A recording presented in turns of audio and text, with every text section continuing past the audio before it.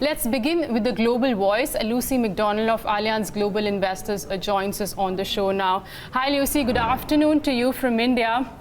Let me begin with the coronavirus outbreak. I'm looking at the Shanghai Composite Index. It's gone back to pre-lunar levels before the holiday season. So in terms of equities, I guess all the losses have been contained owing to the measures that the authorities have been taking with regard to injecting liquidity, or for that matter, putting a curb on short selling in the Chinese market as well. Do you think the damage has been contained properly, or there is more to come? Because now there are reports suggesting the economy, which was expected to grow at 6% this year, will have some bit of impact due to this. As far as the markets are concerned, we've had a certain amount of liquidity, both domestically within China, but also holding back elsewhere in the world, which has meant that you've continued to get that support for markets, which has been the main reason why we've had the rally in all global markets since the middle of last year. So that has certainly contained the market impact. There will, however, be an economic impact and an impact on the corporate sector, which at the moment we're getting very good results coming out for the fourth quarter, better than expected, and that we are looking to see what the companies themselves are saying about the impact on their own supply chains and for the Chinese companies, for the domestic impact, which in some cases has been a very, very severe disruption. So we will see that. In the meantime, the Federal Reserve and the monetary authorities around the world are going to remain supportive. So I think we will see more of the same of the environment we saw last year, with downgrading to growth, downgrading to earnings, but very supportive environment from the monetary side. In light of all that, Lucy, we did see the U.S. markets recovering from lows, at least on Friday. There were some reports indicating that White House could be, looking at giving some bit of tax incentive to its citizens who invest in equity markets. I'm just asking this question because last year the rally that we saw was driven due to liquidity. If the developed markets have to outperform once again this year, and if these sort of measures are announced in U.S. markets, do you then feel the fund flows will continue to flow towards developed markets like US?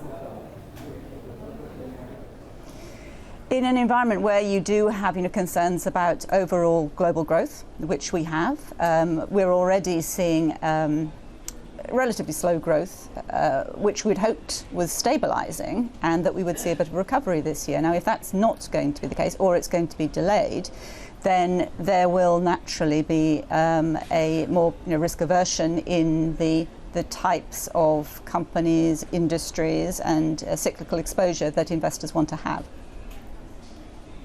Lucy, Neeraj here. Good morning to you. I just wonder if you think that the equity markets are being a bit, lazy with trying to ascertain the impact of coronavirus. There was a note which came in which said that during the SARS epidemic, the actual economic impact was witnessed a month after the peak news flow. And this is arguably a lot more dangerous a version if reports are to be believed.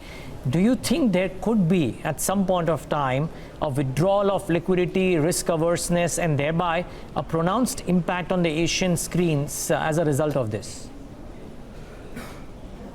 There's certainly a risk of that, but I think it's a risk which the monetary authorities are very aware of, which is why they're being particularly supportive and why they are mentioning it. Even the Fed's mentioning it, despite the fact that it's had limited impact so far on the US economy. It is something which all investors are watching very, very carefully and seeing how it's beginning to impact particularly those global companies through their supply chains. And we're early stage of being able to quantify that, but that's what we will all be doing. The companies themselves will be quantifying the impact, and we will be assessing it as we go along. And as I say, it's just a very unfortunate time because we were seeing a stabilization in earnings after a down year, and we are now pushing out any recovery. But how much the downside could be at a micro level, it's very early to tell. We've seen the companies within China We've seen some companies which have very, very severe disruption, half of their business just not operating at all. That's clearly not going to be the case for global companies, but even so, you are seeing quite a lot of disruption, primarily from the quarantine and the efforts to limit the spread of the disease. Okay, Lucy. So let's try and see if I get it straight. And I was wondering, how would you then think of India if indeed money is likely to flow west because of the risk averseness, and if indeed there could be a potentially higher economic impact on some of the Asian countries? How does India fit in there? We haven't received a lion's share of flows. We've had both the budget and the government and the central bank firing a quiver full of arrows to try and revive the economy, and one big tailwind could be that crude prices have corrected and might stay benign. How does India fit into this puzzle?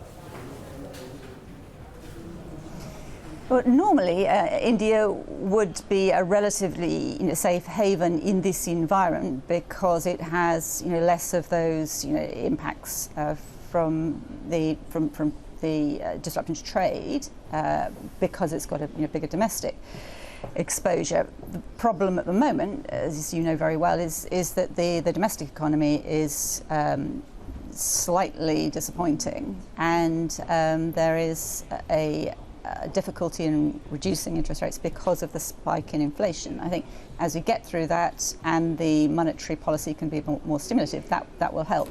But I think that's the issue for India at the moment. It would be the obvious place to go except for that. Okay. So what changes that? I'm just trying to ascertain, Lucy, and I don't know how closely you've looked at India, but I know that you looked at the budget as well. I don't know if you looked at the central bank's policy, but a popular opinion is that a lot of these measures will take effect with a bit of a lag, as they naturally would 3 months, 6 months down the line.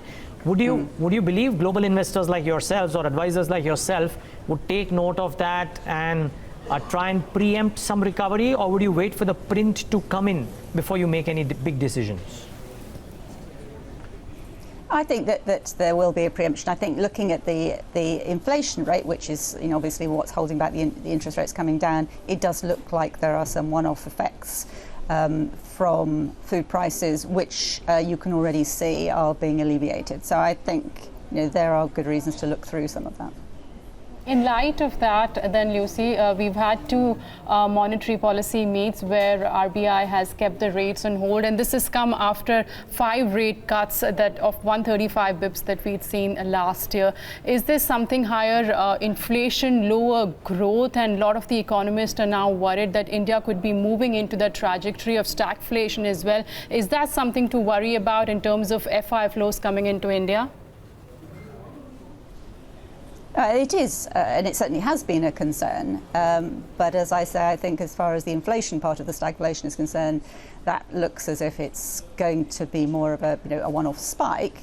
As far as the underlying growth is concerned, then it clearly has decelerated from very strong growth rates, but it is still higher than you can find elsewhere in the world, and that's certainly even relative to China, but also relative to global GDP, which looks like it's going to be at best around 3 this year now, with the virus impact. Right. So keeping all these factors in mind, the largest, Asian economies, China being impacted due to coronavirus, and the full impact of that can only be seen now in the growth numbers that come out for March quarter. India's combination of higher inflation and lower growth levels. Which are the key markets then, as of now, FIs will prefer deploying their money in the emerging market basket? Well, from our perspective, we tend to look at companies really rather than markets per se, and so the companies that we're looking at will tend to be following some of the structural growth trends that we think are only minorly affected by cyclicality or by viruses. So the areas that we're interested in are digitalization, so those companies which are shifting to the cloud. India's obviously got a good exposure there. We are interested in the impact of climate, those companies which are able to show that they can aid with energy management and really be on the receiving end of this movement. And then I think also healthcare, we're very interested in finding exposure there. India's got a good sector there too. That's an area where you're seeing a good impact on productivity from technology, both at the research end, but also on the delivery of healthcare. So these are themes that we're looking at to benefit from, and the companies that we're interested in, much more than trying to either make short-term cyclical forecasts or really know any more than the WHO about what the spread of the coronavirus is likely to be. Lucy, of course, the economy-facing sectors, they remain focused, and cannot talk about the financials. What are your view? Because this is one sector which is marred due to liquidity pressures that we've been seeing for last almost a year and a half, and elevated NPA levels for a lot of these banks as well. So is there something within the banking space which looks attractive to you all? Are you looking at this space at all? We tend to be a little bit cautious about banking overall, and it's a very domestic sector, as you know, so it does depend very much on domestic monetary conditions. That being said, in most of the areas of the world that we look at, banking is a relatively low and return business, and even lower post-financial crisis because of the regulatory costs which are involved in the business now. And it's also one where the very low interest rate environment is causing a big squeeze on margins.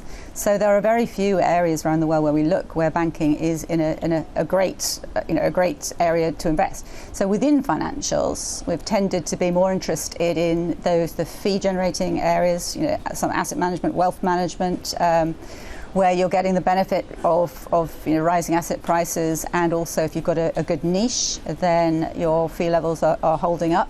Now that's interesting area for as far as we're concerned. And that's also within alternatives where you're seeing a lot of flows going in. So I think there are areas within financials which are of interest, but banking per se is somewhere where we're finding it difficult to find sort of really good return businesses. Okay, Lucy, just one final word really on currencies. I mean, while dollar has largely been a currency of strength, and has appreciated against a whole host of major currencies, what do you expect 2020 to be like? Well, with currency forecasting, as we don't think is our area of expertise. Fair call. Where we are. No, let me spare you then. Then one final question that I have is on a big event that we're watching in India, the visit of the US president. There's a lot of talk of maybe some kind of a mini trade deal that could be signed as well. How important from both countries' perspective would be some kind of a deal in these times? Very important. I think in this case it does look like a mini deal, but the area which would be interesting to see what happens is if there's any discussion about visas for it within the tech companies. That's clearly an important area for India, and one where there has been quite a lot of uncertainty. That's an area which really should be driving some good top-line growth, and where India has got some very competitive companies which are moving up the value-added chain. So that getting some clarity on that issue, I think, would be interesting. All right, Lucy, we'll leave it on that note. Appreciate you joining us today.